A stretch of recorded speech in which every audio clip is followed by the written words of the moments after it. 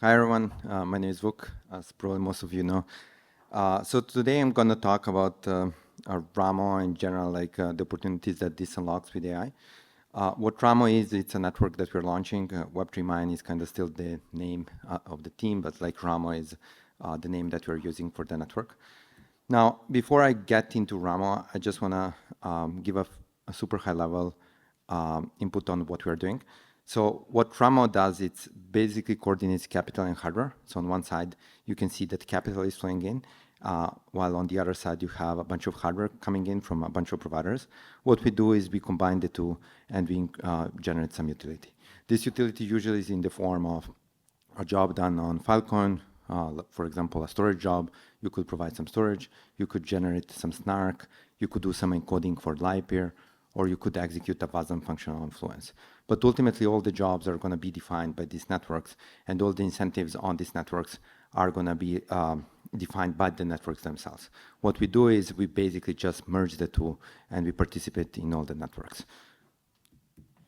Now, if you look at what's happening on the other side, by participating in these networks, we're able to generate some rewards, and we pass most of these rewards to the stakers. What's happening today is that most of the tech immaturity is kind of being subsidized by these rewards, which is why we are paying miners to do stuff a lot. And instead of just being fine with this inefficiency, what we do is we work on infrastructure that basically allows us to run these jobs super efficiently and pass most of the rewards to the stakers. The reason why we want to do that is because ultimately the stakers are the ones that are paying for this infrastructure, because all the rewards that we're paying to hardware providers are in the form of inflation. And the more of this inflation you pass back to the stakers, the better it is for the ecosystem, because those are usually personas that want to long the ecosystem, while hardware providers are usually personas that want to extract value from the ecosystem, which we don't like. Now, if you zoom in into the jobs that are happening on the providers, basically what's happening is that we give jobs very simply to hardware providers without all the shenanigans that we're used to in Filecoin and other networks. And that basically drastically reduces the cost for the providers and increases the simplicity and the adoption of the networks. Now, Ramo is the first product that we're launching that really strongly backs this claim. And it's as easy as basically running a daemon on your computer and basically getting jobs. And in fact, I'm going to demo that now. Cool. So I'll just make sure I don't have some stuff from the past. Don't do this at home. I'm not kidding. I have a banner that I built.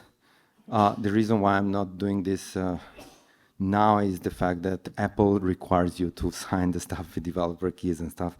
It's insane that we live in such a world. Yeah, I'll run Ramo computer. And I think that the first thing I need to do is I need to generate some keys. So basically my identity. We do this automatically for the users. We don't think users really care about often they do, and we'll allow people to generate their keys by themselves. But for most of the users, they don't. And when I do init, I'll basically generate a bunch of keys. And you can see that if I go to Ramo, you'll see a bunch of stuff generated here that I've just basically generated. Was it this? Sorry, I didn't do it for a while. Okay, so now I need to run Ramo. So I'll run the daemon. Basically, the daemon is going to talk to the rest of the network. And it's basically talking to the rest of the nodes, and you see that it's running here. Separately, what I want to do is I want to create another window where I can basically run Ramo. Now what I want to do is I want to run something. I want to provide a particular resource. What I can do is I can either allocate a GPU and do some jobs with the GPU, or I can do storage. Since we are on Phil Dev Summit, I'll do storage.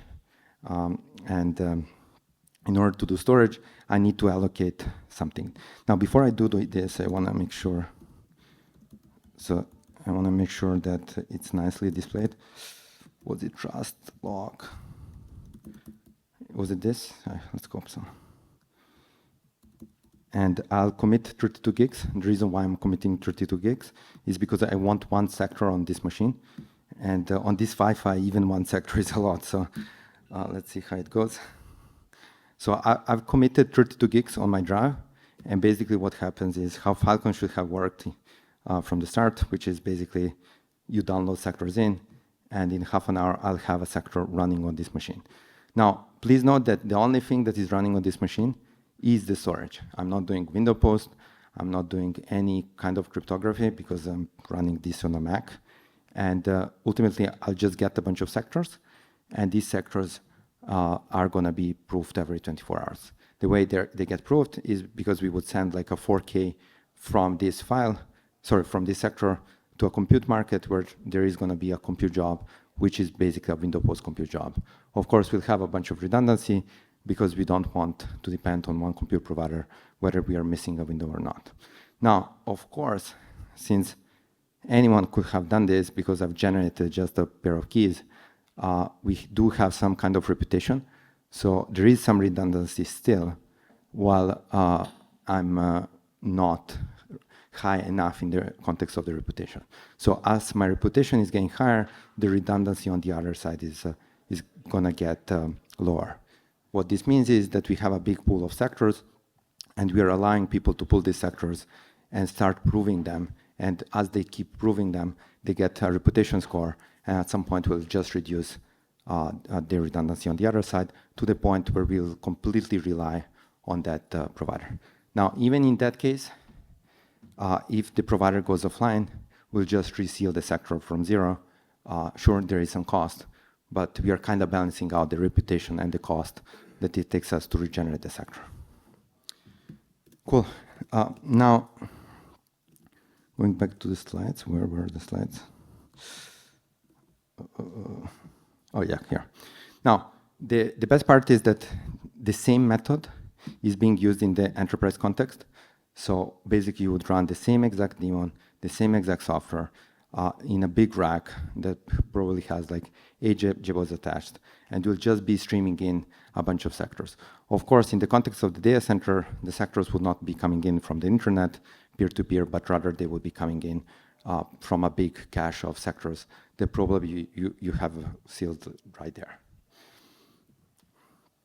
So yeah, generally our view is that like we want to pass a bunch of the block rewards to the providers initially, but as we are going down and we are basically getting to a point where the ecosystem is more mature, we want to reduce that completely.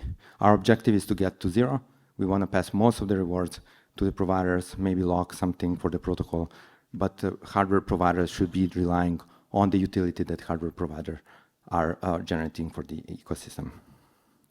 Now, what's super interesting for us, where we hope to get very, very soon, is now when you start running multiple jobs on the same host, you also have the opportunity to increase the value by having multiple networks work together. So if you're able to read something from Filecoin and you're able to do some computation on top with Fluence and then write again to Filecoin, the value that you get by doing that compared to just doing Filecoin or Fluence is much more. Because now we can imagine jobs being super complex and having like abstractions like Docker being built in a decentralized context, which was not possible before. Yeah, I think those are all the slides I had. So happy to take some questions. Probably there are like on this thing that is still running. Cool, thank you.